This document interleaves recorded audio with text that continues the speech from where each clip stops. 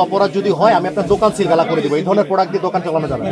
ওনাকে বড় মাপের জরিমানা করবেন, এটার কোনো সুযোগ নেই। এবং আমি তখন আপনাকে দায়ী করব এই ঘটনাগুলোর পুনরাবৃত্তি ঘটনা আছে। এটা একেবারে স্বাস্থ্য জন্য অত্যন্ত হানিকর। এই গুড় বুঝতে পেরেছেন? এটা গুড়ের ছিটে ফোটাও নাই।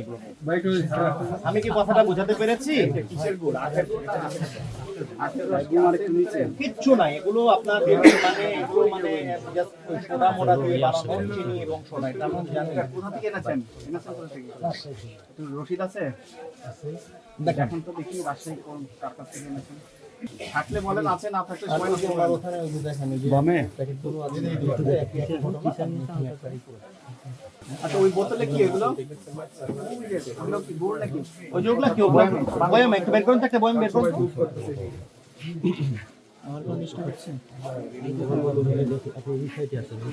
নিয়ে আসেন, ওইটাই নিয়ে আসেন। না না, ওটা নিয়ে আসেন না, আপনি নিয়ে আসেন, দেখে নিয়ে আসেন। ওইটা নিয়ে আসেন, আপনি নিয়ে আসেন। এটা কি জিনিস? কবে এনেছেন এটা? এই দেখেন, আপনারা ছবিটা দেখেন। এই দেন, ধরেন ধরেন। এই দেখেন। দেখেছেন? হ্যাঁ। এই দেখেন। ওখানে ওনাকে বড় মাপের জরিমানা করবেন, এটার কোনো সুযোগ নেই। সরাই নেন, ফোন সরাই নেন। ধরেন এখানে কোনো মেয়াদ টেয়াদ কিচ্ছু দেওয়া নাই, কোনো চারিপাশে তো লেখা নাই। এই বাজার কমিটির লোক কোথায়? ওই ভদ্র লোক কোথায়? একটু দেখাই তো। নাম লিখতে হবে, ওজন লিখতে হবে। এই আপনি দেখেন, এই আপনার এই মুরব্বি এই যে গুড় বিক্রি করতেছে মানুষের জন্য, এটা দেখেন তো।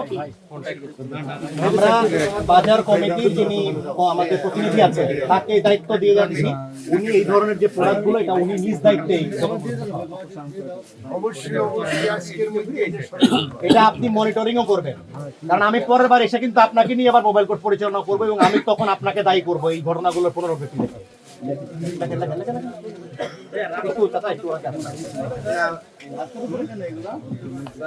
আপনি চাচা ওই গুড়গুলো একেবারে খাবার একেবারে এটার মধ্যে আখের কোনো ছিটে ফোটা নেই। আমরা তো জানি এগুলো কিভাবে তৈরি হয়, বুঝতে পেরেছেন?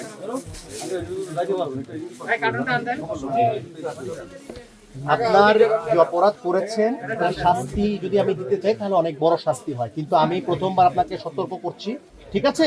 সতর্কতামূলক আপনাকে 5,000 টাকা অর্থদণ্ড করা হচ্ছে। আপনি দ্রুত তাৎক্ষণিকভাবে আদায় করবেন।